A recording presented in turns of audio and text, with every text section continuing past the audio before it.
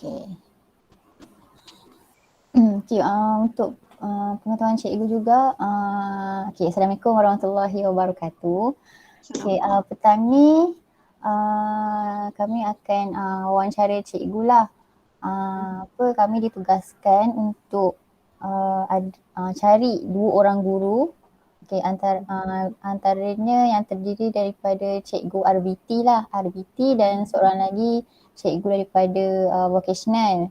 Sebab itulah kami rancang untuk Syafiqah lah yang suggestkan kat kami untuk Cikgu Hayati diwawancarakan. So kami pun sepakat setujulah untuk buat sesi petang ni.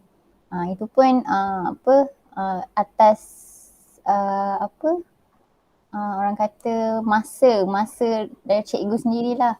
Takut cikgu busy ke apa kan. So petang ni first saya kita mulakanlah wawancara kita petang ni. Lupa pula. Okay, saya nak kenalkan kawan-kawan saya. Okay, saya Izzatul Husna binti Ahmad Sahar. Boleh panggil Husna. Okay, saya semester 5. Belajar di Universiti Pendidikan Sultan Idris. Okay, untuk pengetahuan cikgu juga, kami semua 4 orang daripada kos yang sama, Reka Bentuk dan Teknologi. Dan itu sahajalah. Cikgu ada apa-apa nak tanya daripada kami ke? Okey, tak ada masalah, boleh teruskan. Sekejap lagi saya tanya. Yang lain, Umur, Wani dengan Syafiqah boleh kenalkan dirilah, sebut nama masing-masing. Okey, saya boleh dengar tak? Okey. Boleh dengar. Teruskan. Okey, nama saya Nur Syafawani binti Cik Mat. Juga merupakan pelajar Universiti Pendidikan Sultan Idris, semester 5. Okay. Boleh panggil saya Wani. Terima kasih cikgu.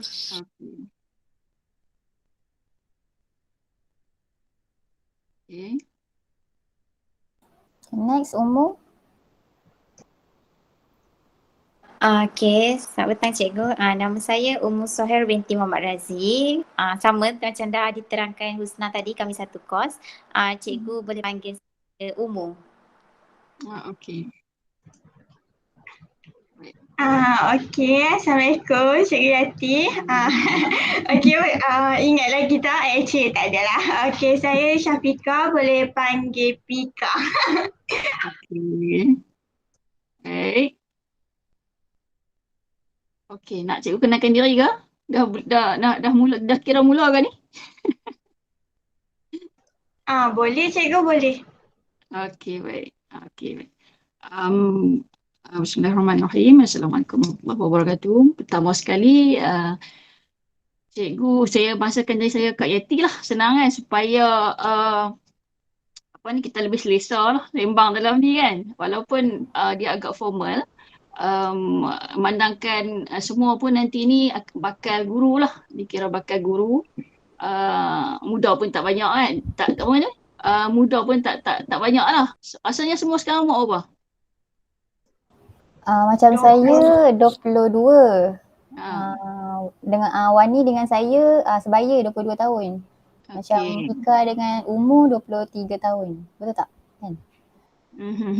Okey, baik. 22-23 kan. Okey. Nama saya Cikgu, nama Kak lah. Cik Nurul Hayati binti Sulaiman, boleh panggil Kak Yati. Panggil Kak Yati sebab nanti kalau pergi sekolah, walaupun kita beza umur tu jauh, tapi nanti pun akan panggil Kak juga. Okay. Tak panggil cikgu dah, tapi yang tu gantung lah atas keselesaan masing-masing lah kan. Sebab nanti jadi rakan sekerja. Okay, so umur saya, umur Kak sekarang ni 33 tahun, tua lah sikit lah. 33. Okay, Kak menetap di Kuala Narang, Kedah. Kak sekolah di SMK Lubuk Merbau. Okay. Dia daerah Pendang tapi dia masih di bawah PPD Padang Terak. Okay. Buat masa sekarang ni, Kak telah berkhidmat baru 8 tahun. Baru 8 tahun. Tahun depan ni nak habis lah ni. Tahun depan masuk tahun ke-9 lah. No? Okay, dan kos Kak memang sebelum ni adalah kemahiran hidup masa belajar di universiti. Dan sekarang ni Kak pegang RBT lah, reka bentuk dan teknologi. So KH tu dah ditukarkan kepada RBT di mana seiring dengan perubahan KSSM lah. Okay. Alright. Apa lagi yang adik-adik nak tahu?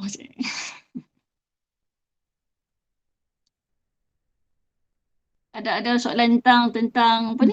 Latar belakang lagi ke? Oh, okay. So far okay dah. Okay, saya rasa latar belakang tu cukup maklum. Okay. Macam umur soalan seterusnya ada nak tanya?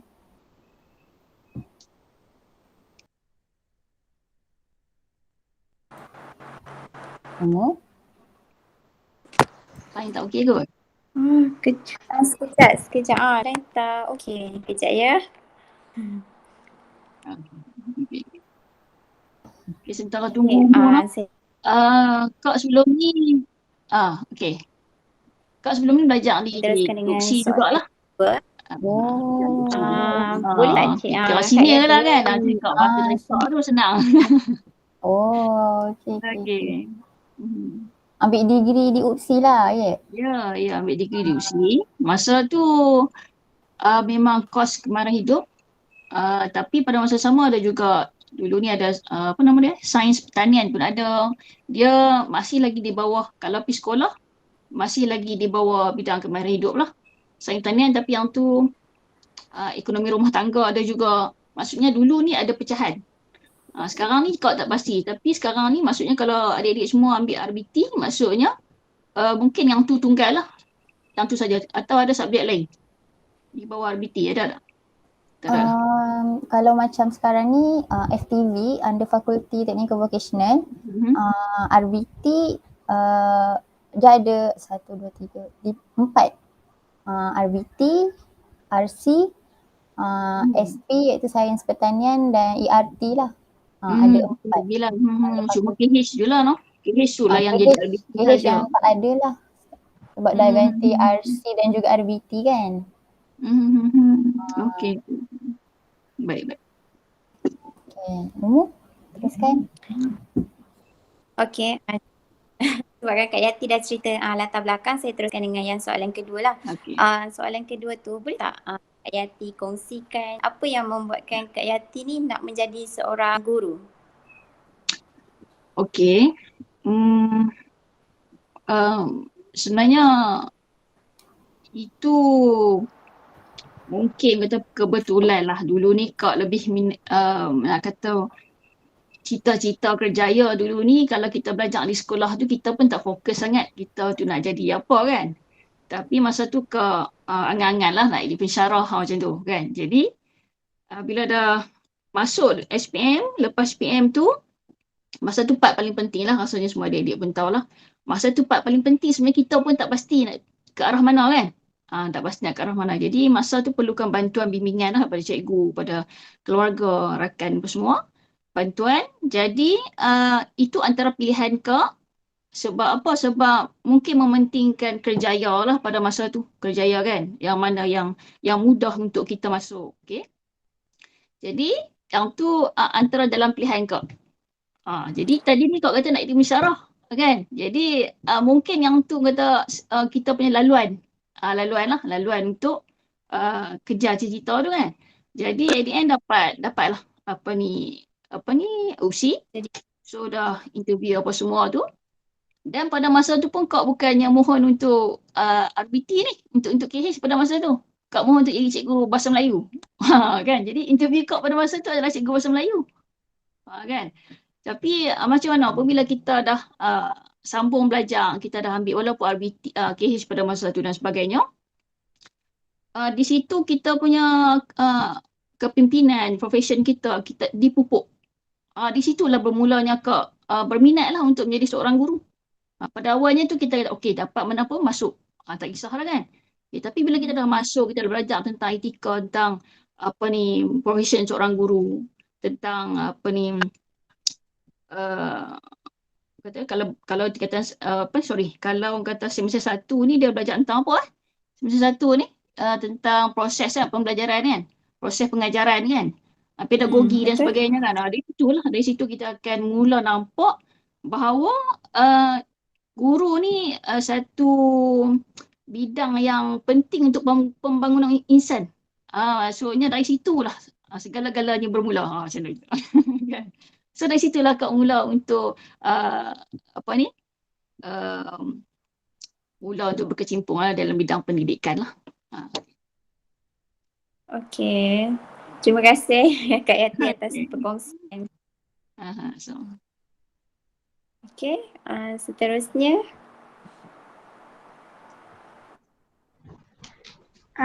Okey Kak Yati, saya nak suruh Kak Yati kongsilah ciri kepribadian ni yang perlu ada dekat seorang guru yang berjaya. Contoh ciri kepribadian.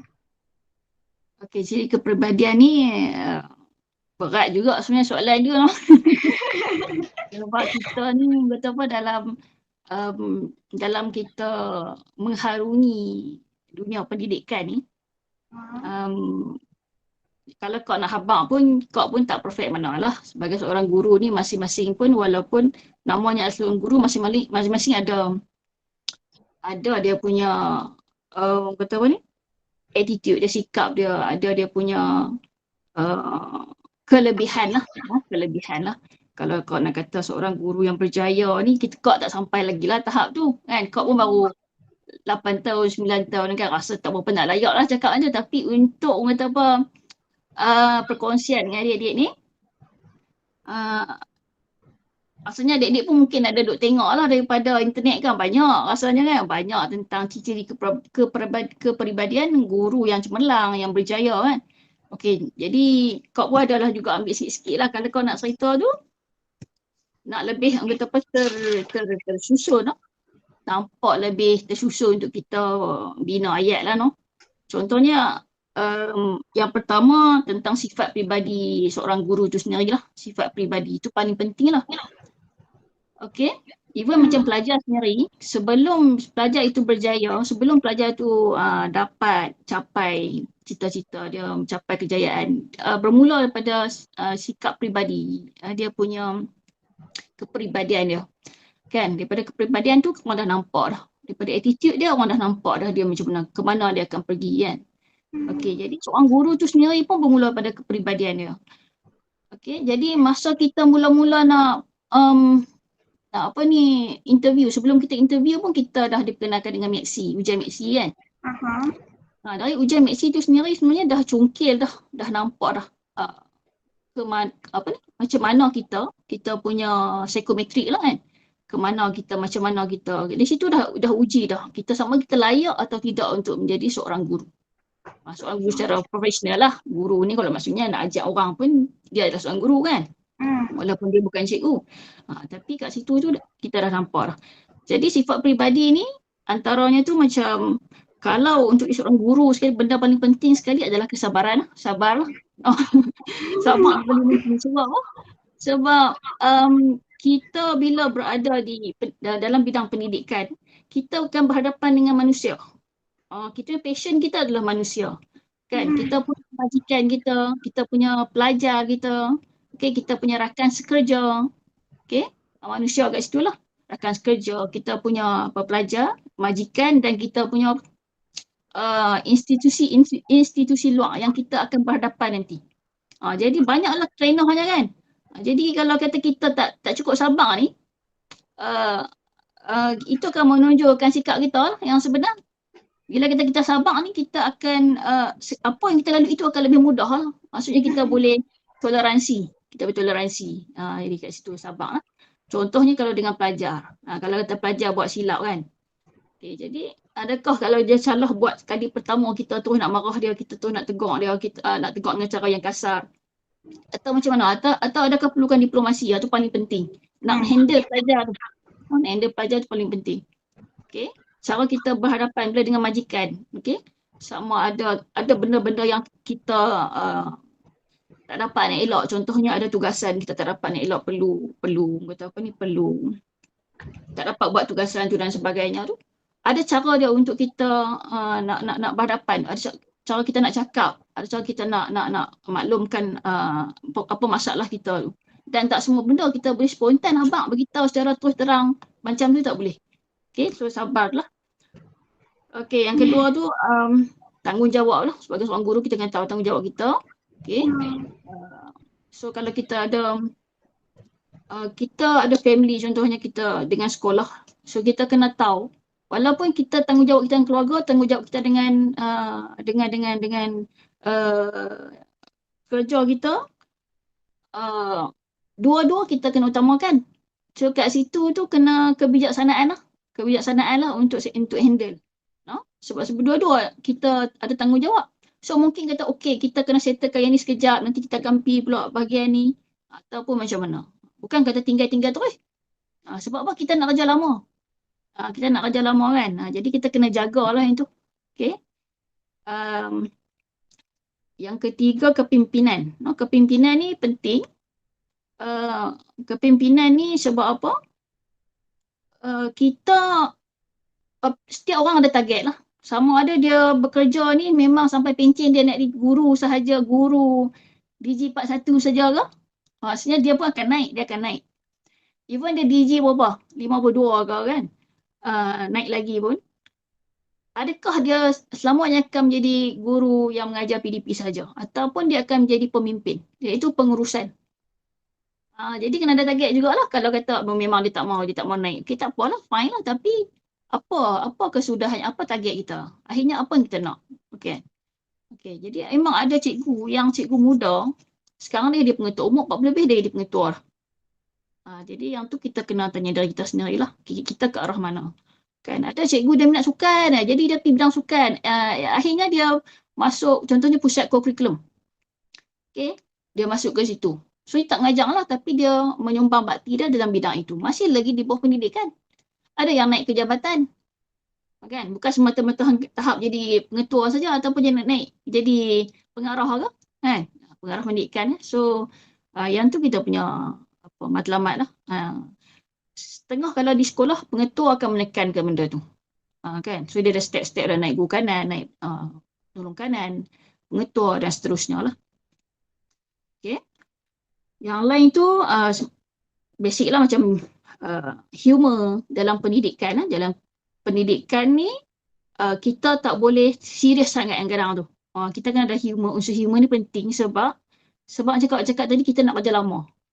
Kalau kita terlalu serius sometimes kita uncontrol benda tu kan. Jadi humor ni penting jugalah untuk kita lah sisi PDP. Kita mengajak kita dalam persekitaran kita, kan, sekeliling kita, kawan-kawan apa semua tu. Unsur humor tu kita kena masukkan jugalah. Okey. Yang tu dari segi sifat peribadi lah, no? Sikap peribadi lah, sifat peribadi.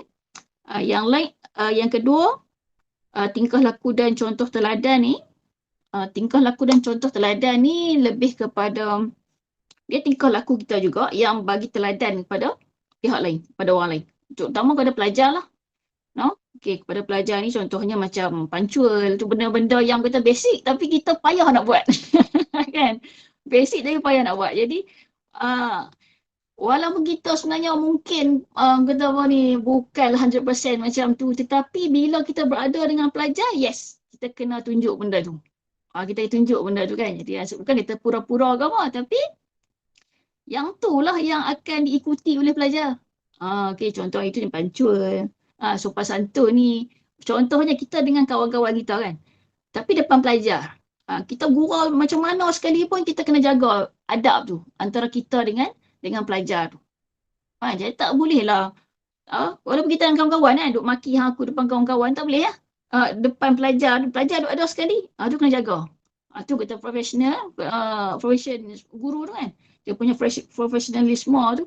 Okay, kita kena jaga lah. Okay. Sikap positif. Yang tu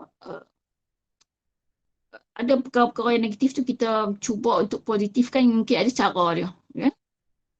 Yang lain tu macam berpakaian kemas ni, orang kata apa, sebagai profession keguruan ni dia ada etika dia. Etika yang kita kena jaga antara ni tadi berpakaian kemas. Maksudnya etika, lebih kepada etika lah. Etika kerja ni macam tadi, macam kau sebut tentang pancul. Kau cerita pasal dengan kawan-kawan saja kan, dengan pelajar saja kan. Tapi sebenarnya dia etika tu dia tinggi lah. Kalau kata kita melanggar etika, tata tertib, kita boleh apa? Diberhentikan kerja. Tahap tu. Dia bukan nampak mudah. Contohnya contoh macam buku ringkasan kan. Dulu buku panggil buku ringkasan, sekarang ni online semua kan. Semua benda tu penting lah, kena jaga lah. Sebagai seorang guru kena jaga. Walaupun kita kata kita itu kerja kita, urusan kita, yes. Tapi bila melibatkan dengan majikan, dengan pihak luar, kita kena jaga. Sebab yang tu anggota periuk nasi kita lah. Kan? Contohnya pagi-pagi memang everyday kita terpaksa kan lewat ke apa semua, apa ni, gangguan nak main sekolah tu macam-macam lah kan. Dia ada cara dia lah. Ada cara dia kita nak handle dia. Tim maklum pada majikan kita ke, bukannya kata sambil lewat angkat benda tu mudah ke. Semua itu adalah etika yang kau kata tadi. Kalau kata kita silap langkah, benda tu boleh buat kan. Boleh jadi kita masuk dalam penjara, boleh jadi kita diberhentikan kerja banyak. Etika tu yang penting. Selalunya majikan kita, pengetua kita akan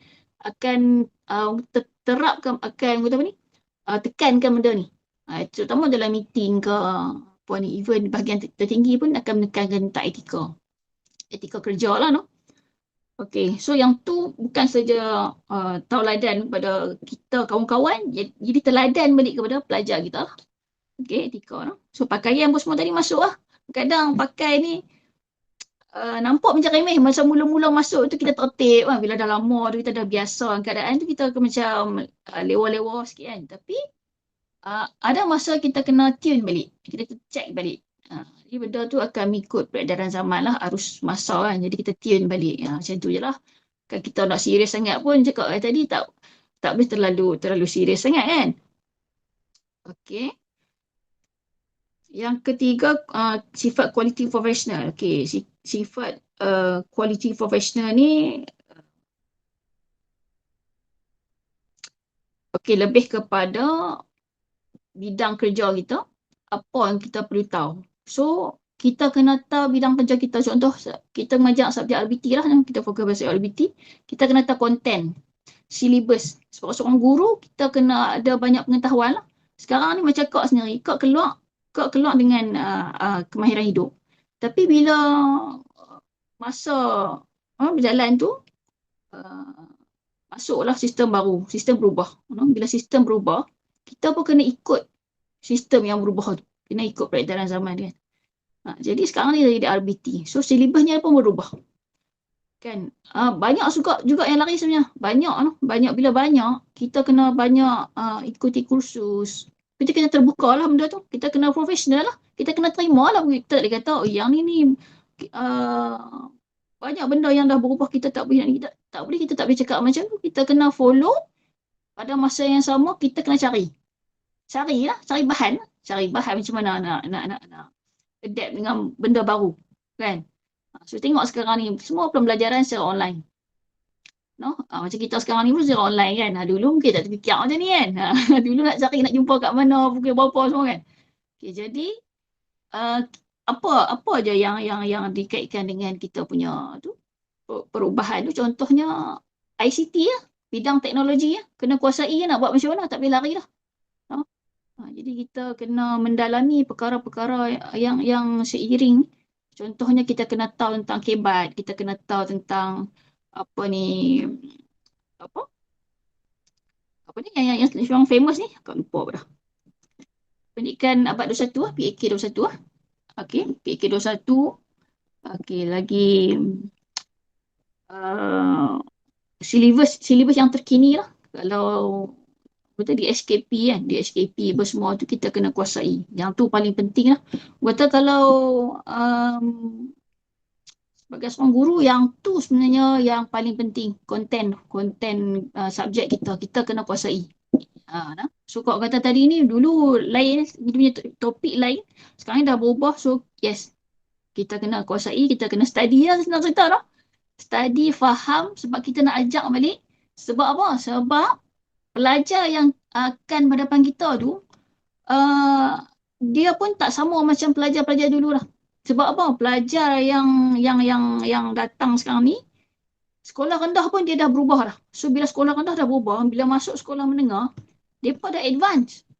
Jadi takkan kita tak kita masih takut yang lama. Mereka dah advance. So rasanya kalau baca surat khabar, kalau tengok berita-berita no, even darjah 1 sendiri dah dia punya syllabus dia dah macam tahun 6. Dia punya tinggi, tahap tinggi. Kan, of course kita kena lebih daripada tu. So, pelajar yang form 1, dia punya syllabus dia dah macam form 5. Form 4, form 5 dah. Kan, jadi itulah no. Dan kita juga kena bersedia lah dengan subjek-subjek yang lain. Maksudnya kita kena bersedia dengan pengetahuan yang luas lah. Bukan semata-mata bidang kita. Sebab nanti bila masuk, Puan boleh mengajar bahasa Inggeris? Macam tu. Puan boleh mengajar sains? Macam tu. So, Kak sendiri bila masuk Kak ajak BI dengan sains. Contoh macam tu. So, kita akan terbuka. Cikgu, saya tak boleh cikgu nak kata macam mana. Tapi mereka akan tengok kita punya transkrip ya, masa SPM ke apa semua, dia akan tengok dulu lah. Itu. Jadi, cabaran tu tinggi lah, terutama untuk bakal guru zaman sekarang lah. Yang tu setakat tu untuk kata apa itu kepribadian yang perlu ada. Ya, kalau ada masukkan beberapa perkara lah. Tapi nanti boleh tengok lagi kalau nak tambah-tambah boleh Google lagi banyak. Boleh. Next, Syafiqah ada lagi nak ajukan soalan? Okey, boleh. Wani, boleh dengar tak cikgu? Ya, boleh. Apakah ciri kepribadian yang tidak sepatutnya ada pada seorang guru bagi pendapat cikgu? Okey, ni pendapat ni ciri kepribadian yang tak patut ada pada seorang guru antaranya benda yang berlawanan lah, macam tadi ni kita seorang guru yang melanggar etika kerja. So yang tu tak patut lah, tak perlu ada. Ada sebenarnya dalam kalangan guru, tapi untuk panduan kita sendiri kita elakkan. Macam tu. Maksudnya kalau kita dalam situasi kerja kita, kalau kita berjumpa dengan golongan yang macam tu, kita kena kurangkan. Ini sekadar pesanan sebagai seorang kak pada adik-adik lah. Kita kena kurangkan. Sebab apa, ada guru-guru yang walaupun dia adalah guru, so dia pun bukan manusia yang sempurna lah. Kan? Jadi, orang kata kalau di sekolah, Kak sebut satu term nama dia klik. Klik ni maksudnya ada kumpulan guru-guru yang satu kumpulan guru yang contohlah suka cakap yang remeh-remeh, benda tak penting, gosip liar lah, contohnya gosip liar. Gosip ni kan. Tapi ada kumpulan guru macam ni yang sini-sini saja, yang tak kawan-kawan dengan adik-adik kan, tak bergaul sangat ada. Ada kumpulan guru yang yang ada setengah guru-guru lama, ada setengah lah, bukan semua lah, even guru-guru baru sekalipun, yang bila dah terlalu selesa, dia dah berada di zon selesa, kerja terlalu lama, dia akan macam kerja biasa-biasa je lah kan, kerja biasa-biasa, sekadar masuk kelas habis balik, macam tu pun ada juga. So kita kena bijak lah, sebab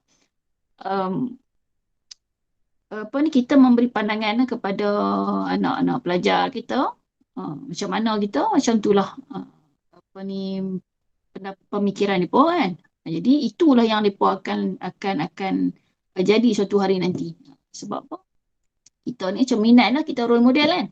So tadi ni cikgu kata klik-klik tadi ni kita kena elakkan, kita kena kurangkan. Bukan kata dia macam ni, tak payah kawan dengan dia kan.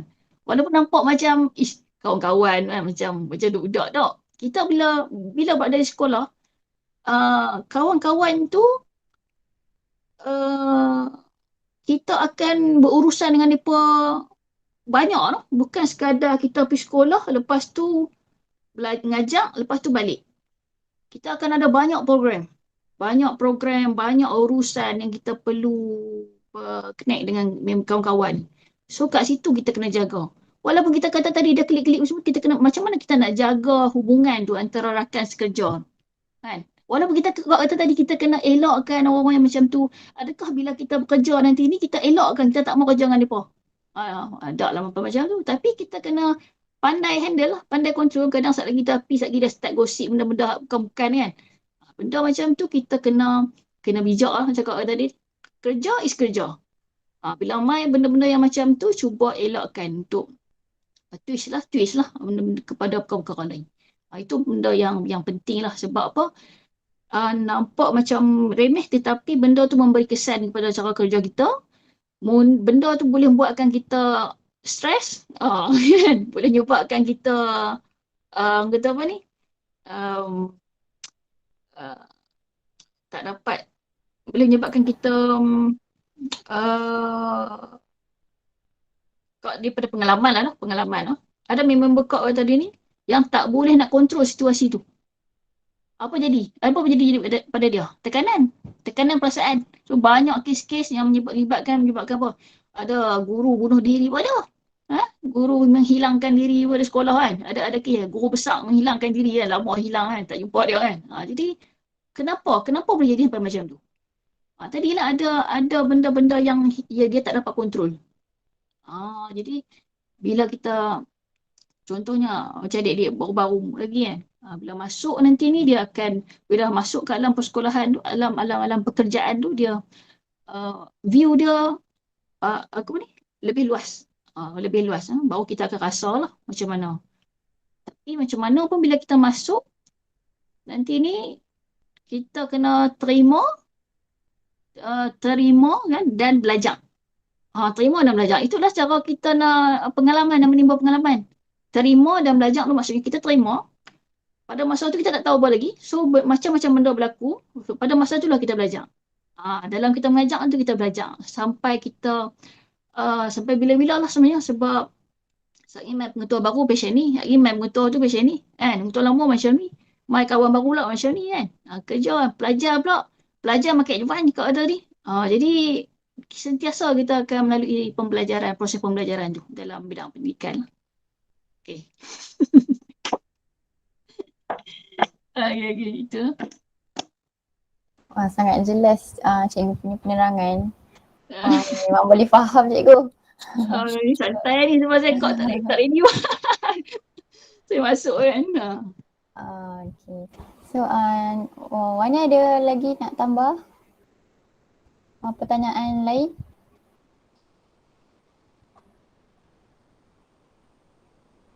Tak pun Syafiqah nak sambung ke? Okey, boleh. Kak Yati, saya nak tanya lah kan. Okey.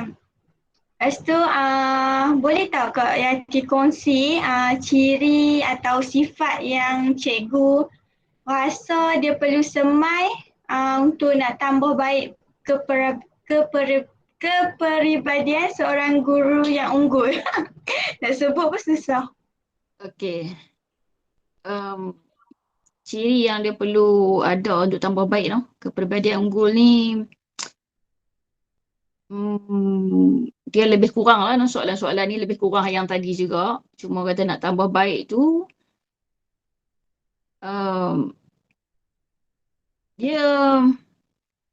dia kena reflect lah sebenarnya. Dia kena reflect kepada dia masing-masing lah kan. Setiap guru tu dia, macam kau kata tadi, dia ada kelebihan masing-masing, kelemahan masing-masing. So dia kena reflect balik apa kelemahan dari dia untuk dia tambah baik. Kita tak boleh kata okay, you macam ni kena buat macam ni, you macam ni kena buat macam ni. Dia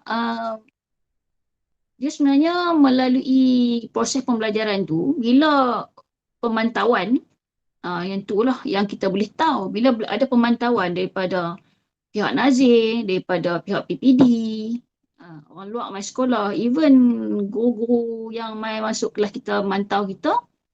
So kat situ baru kita nampak apa kelemahan kita, apa benda yang kita nak tambah baik kan.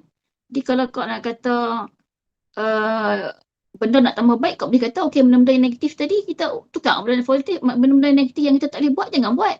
Ya, macam tu saja. Macam tadi kau kata tak pancul contohnya kan. Benda macam tu tambah baik lah. Kita tambah baik bila kita tahu. Tapi macam mana kita tak tahu kalau kita memang tak reflect diri kita. Kan? Jadi kita kena reflect diri kita balik.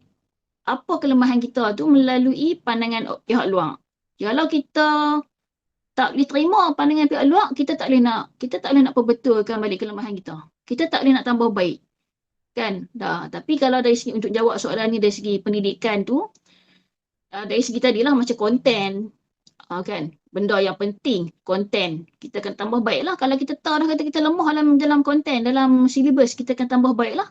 Okey, macam mana kita nak tambah baik? Masalah kita lemah tadi, kita tak tahu konten kita lemah, so apa yang perlu kita buat? So kita pergi kursus, kan, kita minta mohon untuk pergi kursus-kursus yang berkaitan dengan subjek kita, bidang kita. Sebab kalau kata di perjalanan zaman syllabus makin berubahan. So yang tu antaranya. So perkara-perkara lain tu macam kau kata tadi yang klik-klik tadi tu, benda-benda yang negatif tu, kita hanya memandang benda tu satu sudut yang lemah, yang kata apa, yang tak elok. Tetapi macam mana kita nak tambah baik benda tu? Adakah kita mandang benda tu selamanya tak elok, orang tu selamanya macam tu? Dah. Kan, even kita sendiri pun kita nak ada perubahan tu. So, apa yang kita boleh bantu, apa kita boleh buat untuk bantu orang-orang yang sebegitu? Orang-orang sebegitu. Bantu guru-guru yang sebegitu. Ada cara dia?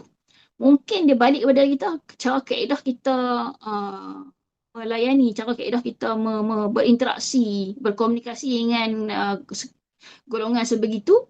Jadi kita kena ubah melalui diri kita sendiri lah. Maksudnya kita bila sembang dengan mereka tu, sembang perkara-perkara yang macam mana? Perkara-perkara yang tentang pendidikan, benda-benda yang positif. Kan, jangan kita pun masuk sekali, mereka tengah gosip sakan, kita pun pergi join sekali. Kan, dari situ tu kita boleh create apa? Program ke? Program-program yang menyemai semula ikatan kekeluargaan sama guru lah. Bukan biar mereka terus tenggelam macam tu. Macam kau bagus sangat. Tak lah.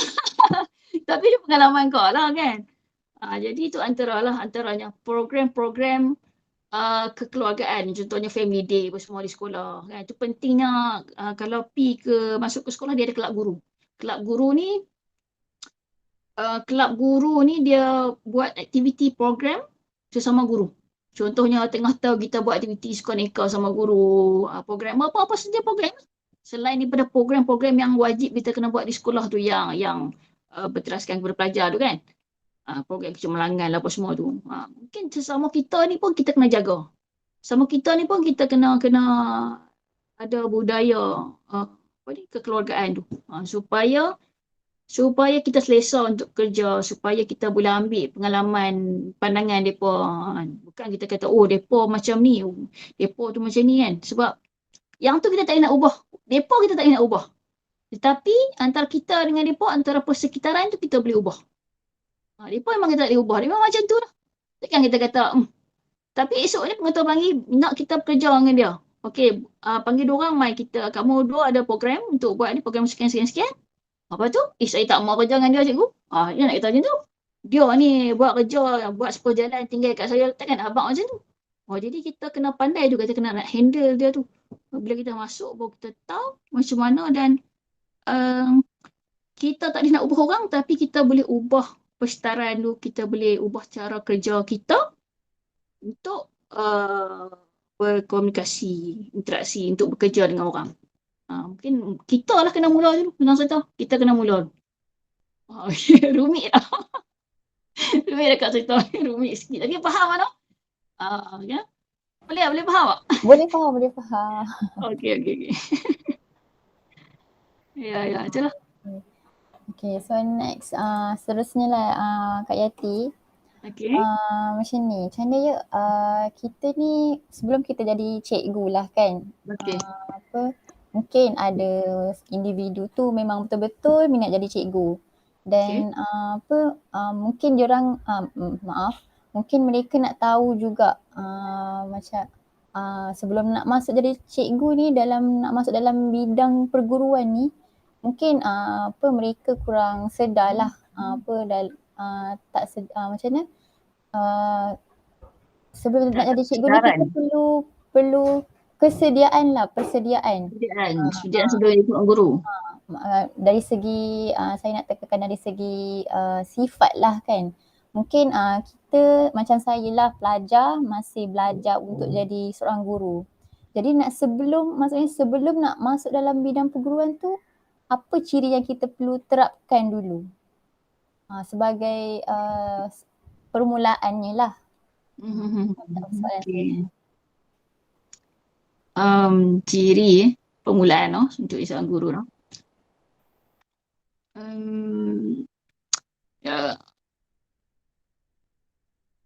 Dia sebenarnya kalau kata guru ni mungkin dia seorang guru ni dia bila berada di mana-mana walaupun tidak diperkenalkan bahawa kita tu cikgu, orang akan dapat lihat. Orang akan dapat lihat bahawa orang boleh agak dah dia ni macam cikgu. Sebab dia kepribadian yang kata apa? Maksudnya semua orang tu dia ada kepribadian yang unggul lah, kata senang cerita unggul lah. Maksudnya orang boleh nampak kepribadian dia tu seorang guru. Apa ciri-ciri seorang guru macam kau beritahu tadi lah. Kan? Ciri-ciri seorang guru yang macam mana. So maksudnya setiap pelajar, setiap guru, okey, minta maaf. Ayah kat balik. Ya, set. Okey, jadi mula kita masuk ke alam masa universiti lah kan. Macam kau kata tadi, kita masuk tu sebenarnya. Sekejap lah.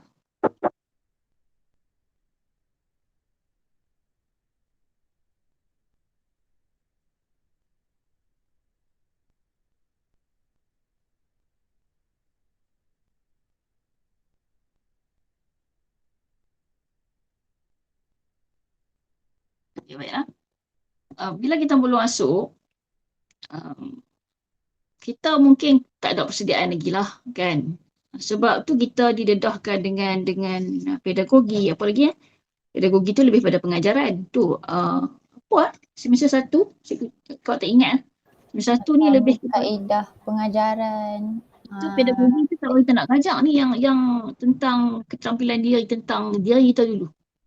Kau tak ingat silibus subjek apa, tapi dia nak beritahu pembangunan apa dia nak mengajak kita macam mana nak menjadi seorang guru. Pedagogi tu lebih kepada silibus, lebih kepada konten,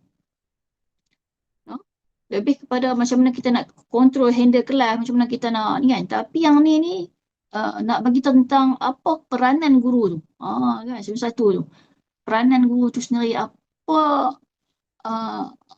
apakah peranan sebenar kita sebagai seorang guru lah. Itu yang utama. So bila kita tahu kita punya peranan kita tu, barulah dia akan keluar dengan cara kita cari maklumat info pasal pedagogi tadi.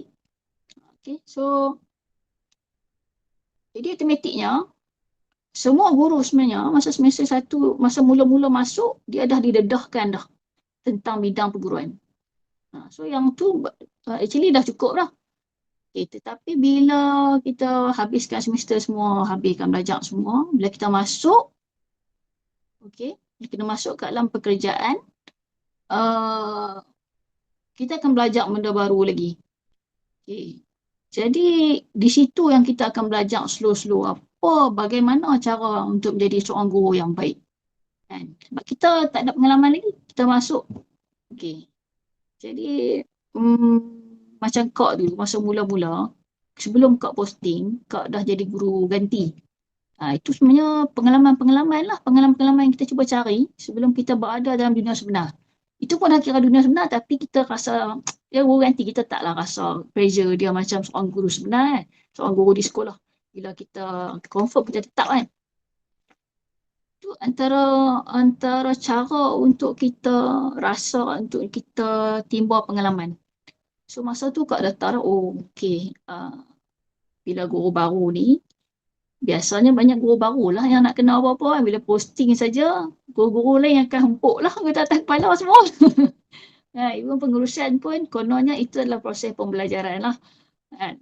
Okay, tapi dari satu sudut lain sebenarnya, guru-guru lain ni, guru-guru lama ni, dia dah mangli lah, dah lali, dah biasa buat benda tu.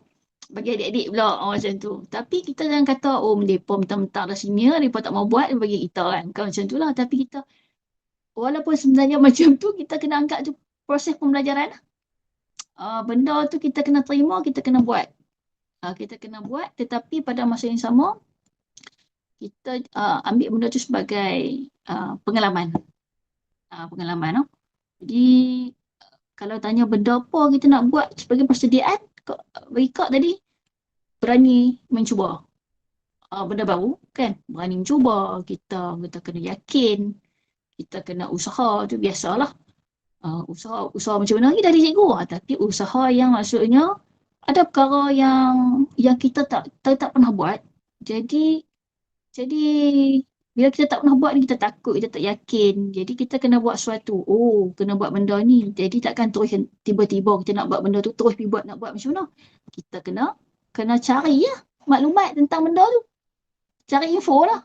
Contohnya kita kena buat camp. Camp. Jadi kita ni ikut kos masing-masing lah. Ada yang pernah, ada yang tak pernah kan.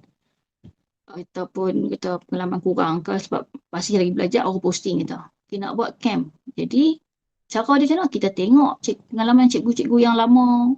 Kan, belajar daripada situ. Banyak tanya. Jangan duk kita tambah pula kalau ramai. Geng-geng muda ramai baru masuk kan. Buat klik-klik pula kan.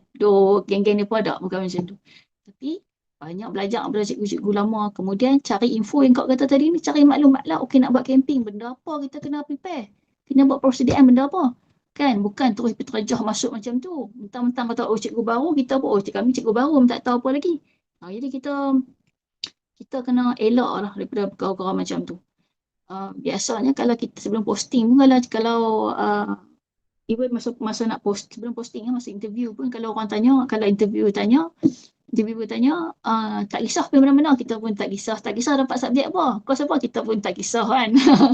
Kan, tapi di sebaliknya sebenarnya bila kita dah masuk nanti ni, kita kena kata apa, kena bersedia lah dengan apa-apa kemungkinan tu. Macam kau tadi, kau minta BM, tengok-tengok dapat KH, kau nak buat macam mana? Nak meronta-ronta, tak boleh lah kan. Jadi masa dulu ni, bila kita berada dalam dunia tu, baru kita akan rasa semangat tu, macam mana kita akan rasa keseronokan tu, kita akan rasa oh ni kau baru tu, perasaan ingin mencuba tu penting lah, no? Perasaan ingin cuba tu. Okay.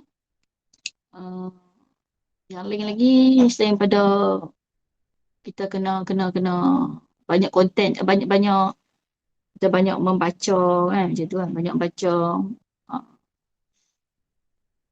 tanya orang, tanya senior kan, tanya kepada guru-guru pengalaman. Itu benda-benda yang bila kita masuk nanti ni, kita perlu cari lah. Kita tak boleh tunggu benda tu main kat kita lah. Kita perlu cari. Apa lagi?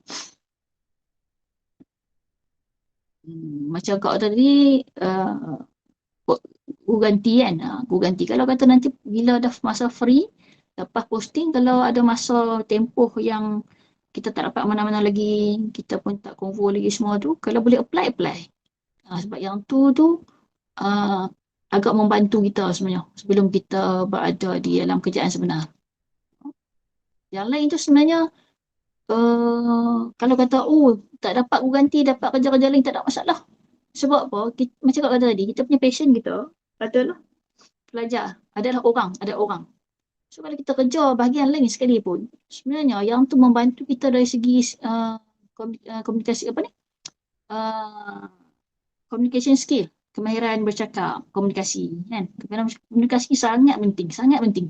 Siapa kau kata sangat penting? Sebab bila kita even macam kau sendiri hingga sekarang ni, Sehingga sekarang ni kalau bercakapkan pelajar dengan pelajar tu tak ada masalah, okey, kita tak ada masalah pelajar kan, jadi banyak mana pelajar pun, berapa ramai pelajar pun kita boleh handle. Tetapi bila macam kau sendiri even berada dalam kalangan rakan sekerja, rakan sejawat, kita kita masih kurang apa keyakinan diri. Ramai guru-guru sebenarnya masih macam tu, kurang keyakinan diri. Sebab apa?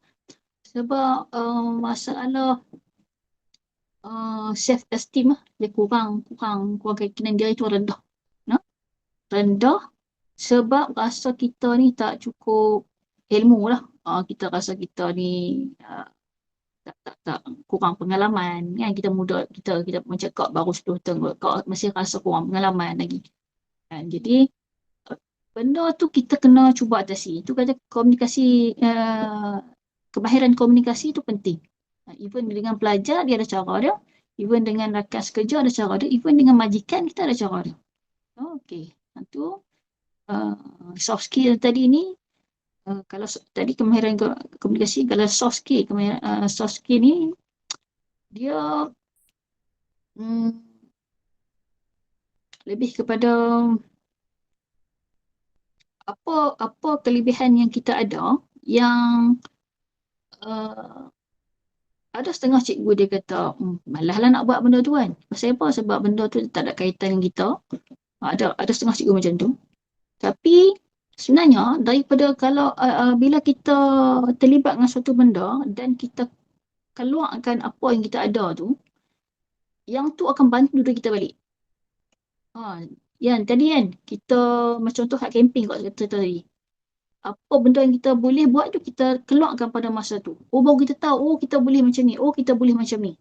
Kan? Jadi yang tu akan bantu kita nanti ni yang kau cerita tentang matlamat tadi, matlamat guru tadi, adakah dia nak jadi orang yang pemimpin satu ketika nanti, nak jadi pengarah ke, dia pengetua ke. Benda soft skill tadi akan bantu dia.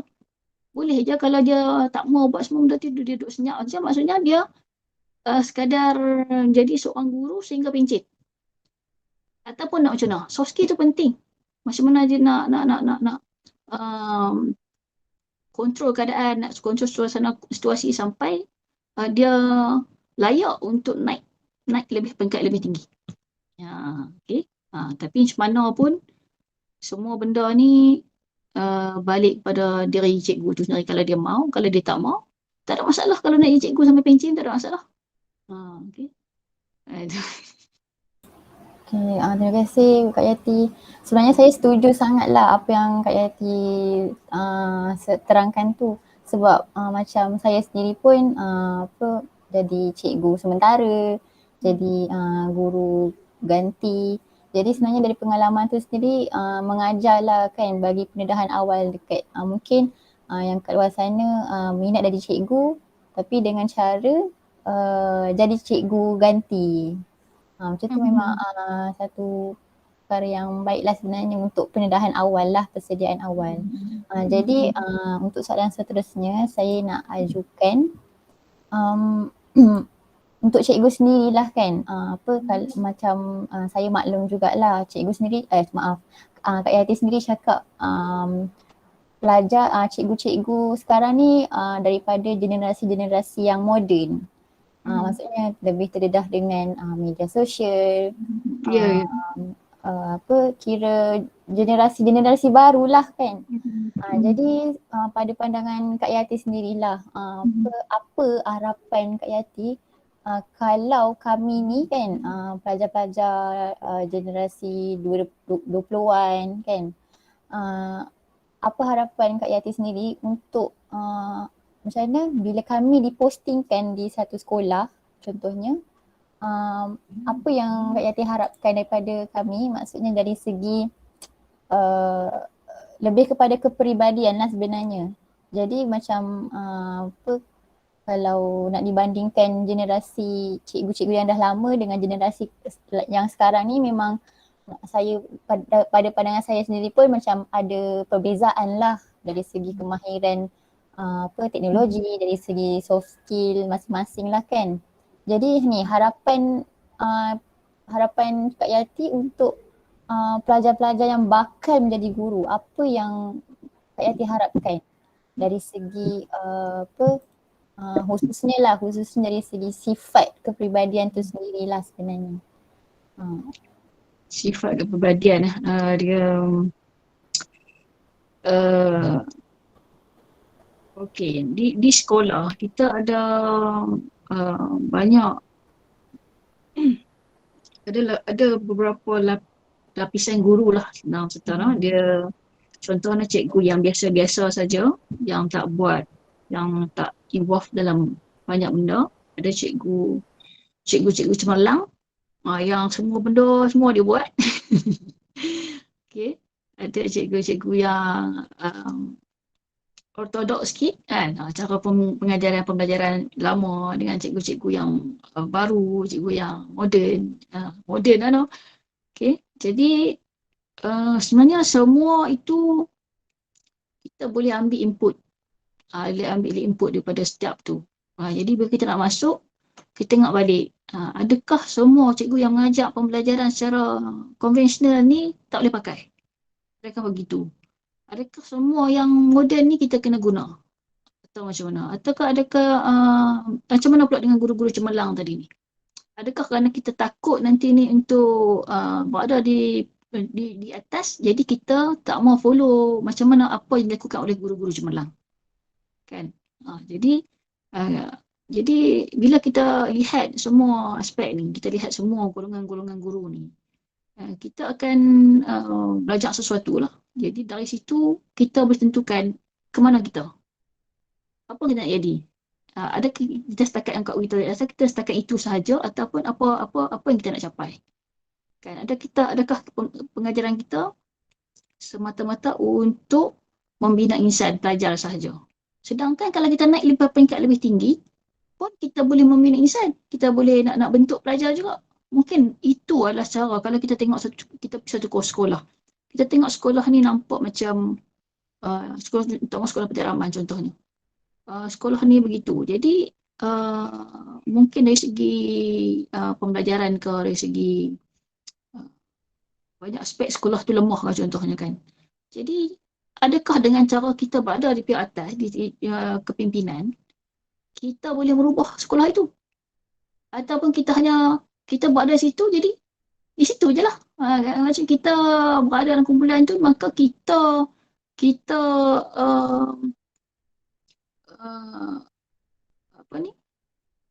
tidak buat sesuatu ke ataupun kita nak merubah sekolah tu. Jadi maksudnya kita kena tengok balik macam Kak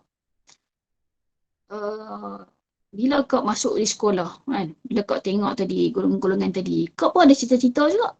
Bila tengok ada guru cemerlang, macam mana dia boleh dapat guru cemerlang? Contoh, dia ada buat inovasi. Dia ada buat panggil apa ni? Paperwork. Panggil apa ni? Inovasi ni kajian tindakan. Kan? Jadi itu kata tu bila kita pergi, okey, dia buat kajian tindakan, dia buat inovasi, that's why dia boleh guru cemerlang. Jadi kita tu macam mana nanti ni? Kan? Jadi yang tu masing-masing, balik kepada diri masing-masing. Kan? Yang tu kalau macam Kak dah 10 tahun lah. Okay, 8 tu 9 tahun. 8 tahun lah. 8 tahun. Okay. Bila Kak mula-mula masuk kan, semua guru dikehendaki buat inovasi. Tapi ada guru yang memilih untuk maju ke depan. Ada guru yang nak stay kat situ. So kesimpulannya tak mau buat lah, dia tak buat. Jadi penting sebenarnya pada kita untuk tentukan arah tuju kita tu. Selain daripada kita mengajar di kelas sahaja. Okey. Part yang pembentukan murid, bila kata mengajar sahaja ni. Bukan semata mengajar lah. Bila ada program, semua tu akan bantu kita untuk melahirkan modal insan. Kan? Kita yang tu satu, kita nak pelajar kita macam mana? Adakah dia semata-mata cemerlang dalam pendidikan saja, dalam akademik saja kah? Adakah semata-mata dia cemerlang dalam ekokurikulum saja kah? Ataupun adakah dia cemerlang kedua-duanya ataupun dia mempunyai sasiah yang tinggi? Ada pelajar yang bila kita masuk mengajar, contohnya ada kelas-kelas yang berbeza. Ada pelajar kelas depan, ada pelajar kelas belakang. Jadi adakah kita nak fokus kelas depan saja kah? Kelas belakang macam mana? Ataupun tak apa kelas belakang kalau dia tak boleh belajar tapi sasiah dia tinggi. Kan? Jadi kat situ sebenarnya kita kena tune balik dari kita.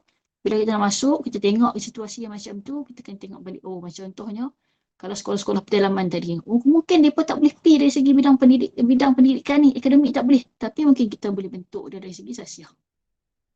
Jadi yang tu sebenarnya adalah satu perubahan dah, satu usaha dah.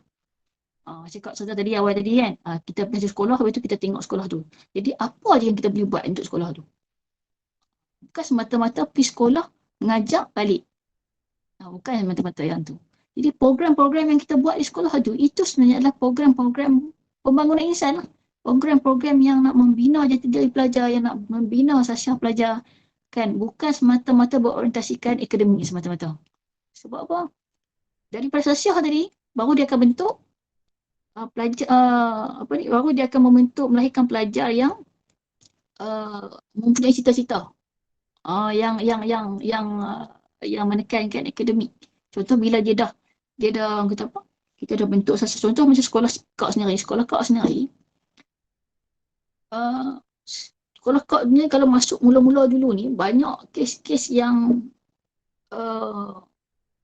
kira boleh tahan jugalah sekolah-sekolah dalam kan.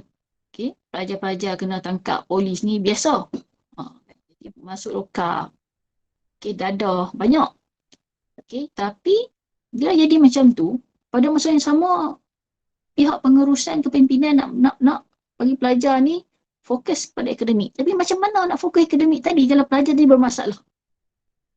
So bila pelajar bermasalah, kita kena katakan tune balik apa yang kita boleh buat, apa yang kita nak buat, apa yang kita boleh buat untuk ubah pelajar kita sekurang-kurangnya. Kalau mereka tak boleh nak fokus pada akademik, nak capai target yang kita tetapkan tu, sekurang-kurangnya kita boleh ubah daripada masalah-masalah jenayah ke masalah-masalah sosial ke masalah ni supaya dapat kurangkan masalah-masalah tu. Jadi macam sekolah kak sendiri dulu kes tinggi. So sekarang ni bila dah makin lama kita bagi program-program yang lebih menekankan sasiah, contohnya program AI, adab dan ilmu. Adab dulu baru ilmu. So kita dah terap dah benda tu. Kita dah terapkan benda tu, adab dan ilmu. Adab dulu baru ilmu. Jadi benda ni bantu, program-program tadi bantu mengurangkan masalah-masalah sosial, masalah disiplin pelajar di sekolah. So yang tu dah satu kejayaan dah sebenarnya. Satu kejayaan yang cukup dah sebenarnya. Bukan kata semata-mata akademik tinggi. Apa yang kita nak banggakan dengan akademik tinggi, kalau pelajar akhirnya habis kata dia belajar tinggi pun, tetapi bila dia kurang sasiah tadi ni, contohnya bila dah kalau kita tengok balik sebelum ni, ada pelajar-pelajar yang cemerlang, genius, tapi akhirnya jadi tanggi dadah. Kan? Akhirnya tak leader orang lah. Sebab apa? Sebab tadi aspek sasiah tadi ni. Yang kita, yang tak diterapkan. So, peringkat sekolah, peringkat yang sangat mencabar. Jadi, kita tu bila dah masuk, kita kena setkan balik apa yang kita nak buat. Kita kena ada target juga. Bukan semata-mata kita keluar jadi cikgu, so you jadi cikgu sekarang mengajar. Yang tu kita kena cuba betul setkan balik lah diri kita lah. Faham. Okay, inilah seterusnya soalan yang akhir lah untuk wawancara petang ni. Okay, sebagai penutupnya lah, soalan penutup. Apa harapan dan nasihat lah daripada Kak Yati sendiri kan sebagai orang kata berpengalaman jugalah sebagai guru. Nasihat dan juga harapan dan juga nasihat Kak Yati untuk kami sendiri, kami berempat terutamanya, dan juga rakan-rakan kami, bakal cikgu yang lain. Harapan dan nasihat lah untuk kami yang satu hari nanti mungkin kami akan diposting ke sekolah-sekolah. Jadi nasihat seorang guru kepada bakal guru. Begitu. Nasihat kau tu semoga dapat posting. Dapat posting. Sebab apa? Itu bukan nasihat lah, itu harapan lah. Harapan dengan nasihat kau bila dah posting nanti ni. kita kekalkanlah budaya semasa belajar. Sebab apa Kak cakap macam tu? Masa kita belajar kita fokus kita ada aim kita nak cemerlang, kita nak at least dekan ke apa kan. Okay, jadi bila kita keluar semangat tu masih duk membara dan kita teruskan, kita tetapkan, okay, supaya kita bila kita dah mengajar lama, kita akan tengok balik. Dulu mengaji, belajar untuk apa? Tujuan kita, kita nak selain daripada mengajak budak, kita nak bagi pendedahan ilmu, kita nak kongsikan apa kita dah belajar selama ni. Kan? Jadi bila kita dah masuk nanti ni, kita kena tetapkan supaya, sebab bila kita dah masuk tu alam perguruan tu, mengajak tu, dia tak sama lah. Dia dah tak sama dengan masa kita mengajar. Jadi kita punya semangat tu akan down. Ya, sebab kita dah mengajar lama. Kak tadi kita berada di zon selesa ajar. Okey, gaji pun dah dapat, kan? Gaji pun dapat apa semua. Jadi kita seronok apa semua. Kadang kita lari daripada landasan. Lari pada landasan. Kan? Jadi bila sampai tahap tu, kita kena tengok balik lah. Kita tujuan kita mengajar ni, tujuan kita masuk dalam perguruan ni, dalam pendidikan ni untuk apa? Macam balik pada apa-apa Kak cerita tadi lah. Kan? Jadi ada cara bila sampai satu tahap yang macam tu, ada guru ambil keputusan untuk tukar sekolah. Sebab apa? Sebab dia, itu adalah caranya lah kalau adik-adik tengok, minta pendapat daripada mana-mana guru lama sekalipun, ataupun boleh tengok daripada internet dan sebagainya. Bila kita sampai tu tahap yang kita rasa macam berada di zon selesa, kita dah macam kerja pun kita makin lama makin kita buat halai-balai kan. Lepas tu kita punya kerja makin konsistensi kita berkurang. Kita tak fokus pada tadi dah. Kan kita pun setakat mengajar saja, tak ada dah pembaharuan kita nak buat inovasi dalam kelas. Yang tu kita kena jaga. Jadi kita kena jaga kita punya mood kita tu. Kalau boleh sehingga kita habis ngaji pun, kita habis mengajar pun, sehingga kita nak pincin pun, maksudnya kita semangat kita sentiasa membara lah sebagai seorang guru lah. Sebab apa? Sampai kita dah pencen pun orang akan panggil kita cikgu. Takkan kita nak menurunkan level guru tu, kita nak biar orang pandang kata dia ni cikgu apa tapi kan. Jadi yang tu kita kena jaga.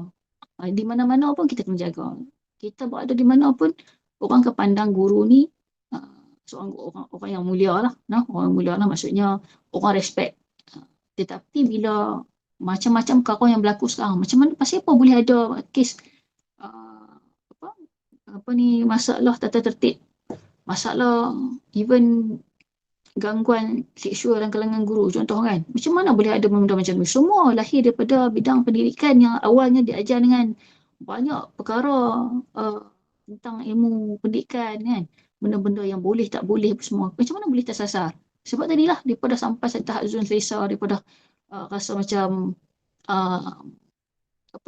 selesa maksudnya tak kisah dah apa jadi pun. Kalau habis-habis buat masalah tata tertib nanti ni, tukar sekolah saja. Dipindahkan sekolah. Macam tu saja. Lepas tu at the end, di sekolah lain pun sama. Masih sama juga. Jadi tu kita kena jagalah sampai itu sekadar pengalaman kau selama 8 tahun ni lah. Kau pun tak tahu lagi macam mana kan. Mungkin ke depan pun mungkin kau pun akan hilang juga. Akan mengalami keadaan tu. Kita rasa terlalu selesa, kita mungkin dah kurang sikit dah. Cara kerja kita dah makin kurang. Makin pun kata? Makin slow lah, makin slow kan. Dulu rancak mula-mula kan. Macam kau mula-mula masuk tu aktif lah. Masuk macam-macam lah. Kita tengok semangat membara lah. Makin lama, cikgu baru pun makin masuk semua. Kita dah mula hilang rentak dah. Jadi yang tu kita kena jaga supaya kita sentiasa menjadi role model kepada anak-anak pelajar lah. Okay. Terima kasih Kak Yati atas nasihat dan juga perkongsian lah kepada kami. Untuk rakan-rakan yang lain ada nak tambah apa-apa pertanyaan ke setakat ni? Tak ada. Okay, kalau tak ada itu sahajalah wawancara kami untuk petang ni. Apa-apa pun terima kasih saya ucapkan kat Kak Yati sudi luangkan masa lah walaupun sekejap secara online sikit sebanyak dapatlah kami perkongsian, kami dapat ilmu baru bagaimana jadi seorang guru yang insyaAllah bakal dipostingkan dan mungkin sebab kami pun semester depan akan menjalani latihan mengajar. Jadi mungkin dengan perkongsian tu kami dapat aplikasikanlah nanti kemudian. Okey, ada apa perkara kat tambah sikit lah. Kita macam cakap kata tadi, kita kena bersedia pada masa posting, kita kena bersedia dengan apa keadaan di sekolah baru kan. Okey, kita bersedia tetapi masa sama kita jangan betapa aim terlalu tinggi, high expectation. Contoh pada sekolah, mungkin macam masuk di sekolah lama, masa mengajar, belajar, okey kita didedahkan dengan apa bahan bantu mengajar yang pelbagai apa semua. Tiba-tiba bila masuk di sekolah, ada contohnya bengkel tak cukup barang ke, bengkel pun dah macam kan hidup segan masih tak mau kan. Jadi itu antara benda kau kata tadi, apa benda yang kita nak bawa masuk ke sekolah tu kan, apakah perubahan yang kita nak buat pada sekolah tu. Itu kita kena bersedia. Belum masuk kita kena set dah supaya kita masuk dalam keadaan benda zero supaya kita boleh tambah. Kalau kita masuk kita duk agak kata sekolah ni macam ni, masuk tengok orang kata apa, indah kabar dia rupa. Jadi nanti kita rasa down lah bila dah masuk. So nanti kena bersedia. Macam kau sendiri pun sekolah praktikal macam ni. Mai sekolah yang sebenar tu, macam ni. Kita macam mana nak buat, kita pernah rasa kita rasa down tadi kan. Jadi do something supaya kita boleh kekalkan momentum tu lah. Kita bawa masa kita belajar dengan semangat tu, kita posting pun kita tengok semangat lagi, dan beberapa tahun ke depan pun kita sentiasa bersemangat lah untuk terus mengajar. Pastikan pelajar dapat apa yang ilmu yang patut dia dapat lah. Itu. Dan ada kawan kau yang beberapa orang sebenarnya tak dapat posting ya, itu kita kena bersedia juga. So kita harap semua struggle lah untuk untuk ni, sebab di luar tu banyaklah cabarannya kan. Macam member ada beberapa orang yang tak dapat posting tu, itu benda yang mengecewakan lah no. Benda yang kita dah aim kata kita akan confirm ni, jadi kita kena bersedia dari sekarang lah kan, supaya macam kawan kau tu tak apalah, dia mak ayah dia bisnes semua, dia boleh follow ambil sambung bisnes mak ayah kan. Macam mana dengan orang-orang yang tak ada, yang main berkeluarga yang susah kan, payahlah itu benda yang harap tak nak jadilah pada adik semua, pada semua untuk tahun ni, tahun mendatang ni, sebab kita adalah harapan keluarga lah. Walaupun di mana kita berada lah. InsyaAllah. Okay, good luck untuk semua lah. Terima kasih. Okay. Terima kasih Kak Yati. Ya, sama-sama. Okay. Terima kasih untuk petang ni. Okay, baik-baik. InsyaAllah kalau ada rezeki boleh jumpa face to face. InsyaAllah. Boleh aja nanti Boleh datang rumah Syafiqah. Boleh kena main Kedah. Sorry nak cakap Kedah, cakap pure tapi tak boleh lah no. Boleh, dah biasa. Okay. Kita tak faham je boleh tanya Bikah lah. Okay. Terima kasih Kak Yati. Okay, bye. Sama-sama. Bye. Assalamualaikum. Assalamualaikum. Okay. Cakap keluar no? Okay. Okay, bye. Weh. Weh, aku ngantuk. Aku sumpah tak ada harap weh. Dah masalahnya Tidak jawapan. rekod Usna. Sekejap. Apa ya? Usna tak berhenti rekod lagi tu. Alah, kejap. Usna. Ya Allah, Usna. Nanti angkat